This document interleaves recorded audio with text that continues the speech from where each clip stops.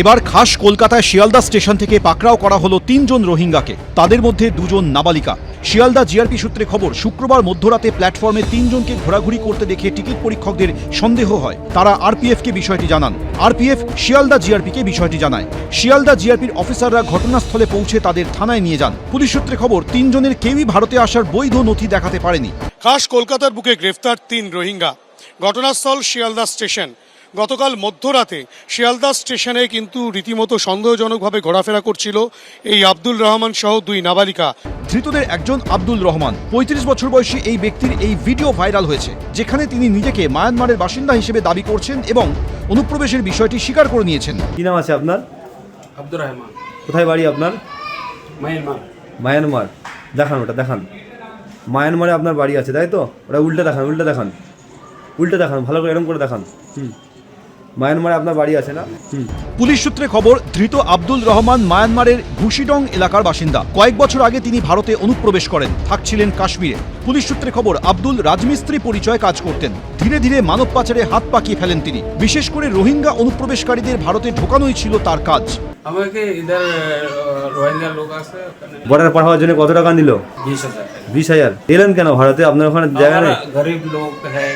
Police সূত্রে খবর, Sealdah station থেকে মায়ানমারের বাসিন্দা যে 2 নাবালিকাকে আটক করা হয়, তারা বাংলাদেশ লাগোয়া ভারতের গেদে সীমান্ত হয়ে নদিয়ার বগুড়ায় আসে। তারপর তারা আব্দুল রহমানের সঙ্গে যোগাযোগ করে। এই 3 জন কিভাবে কলকাতায় এলো, কেন কলকাতায় এলো, কাশ্মীর নাকি দিল্লি, কোথায় গন্তব্য ছিল, কী উদ্দেশ্যে ভারতে অনুপ্রবেশ, চক্রে আর কারা জড়িত? পুলিশ সূত্রে খবর, তদন্তে সব দিক খতিয়ে দেখা হচ্ছে। অন্যদিকে ত্রিপুরার কৈলা শহরে এক মানব পাচারকারী দালালের বাড়িতে হানা দিয়ে 10 জন রোহিঙ্গাকে পাকড়াও করেছে ইরানি থানার পুলিশ। তাদের মধ্যে 6 জন মহিলা এবং 4 জন শিশু। ত্রিপুরা পুলিশ সূত্রে খবর, এই দলের পুরুষ সদস্যরা আগেই বাংলাদেশে পালিয়েছেন। পাকড়াও হওয়া দলের থেকে মায়ানমারের পরিচয়পত্র মিলেছে। 13ই জানুয়ারি হায়দ্রাবাদ থেকে 6 জন রোহিঙ্গা মহিলা 4 জন শিশুকে নিয়ে রওনা হন। 16ই জানুয়ারি ত্রিপুরার ধর্মনগর রেল স্টেশনে পৌঁছন তারা। সেখান থেকে কৈলা শহরের সফরিকান্দিতে দালালের বাড়িতে গিয়ে ওঠেন। সেখানেই 2 দিন ধরে থাকছিলেন সবাই। ত্রিপুরা পুলিশ সূত্রে খবর, পদ্মার ওপরে অস্থিরতার আবহে ভারতে ধরপাকড় বাড়তেই বাংলাদেশে পালানোর চেষ্টা ছিল এদের।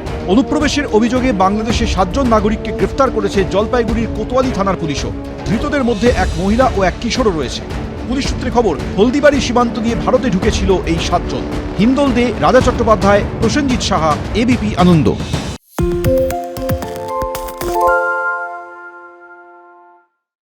সত্য অন্তহীন, সত্যের খোঁজও তাই, সত্য সন্ধানে তাই আমরা অক্লান্ত, অকুতভয়। এবিপি আনন্দ নতুন ভাবনার প্রতীক, যা মনে মুক্ত, তথ্যে যুক্ত এবং যাবতীয় সীমানার বাঁধন থেকে মুক্ত। সীমা না শব্দটির মধ্যে লুকিয়ে আছে মানা শব্দটি, যেন চোখ রাঙানি এক অদৃশ্য ব্যানাজার, যা আটকে রাখে আমাদের এক ছোট্ট গণ্ডির মধ্যে। একমাত্র সঠিক খবরই গড়ে তুলবে এক মুক্ত সমাজ।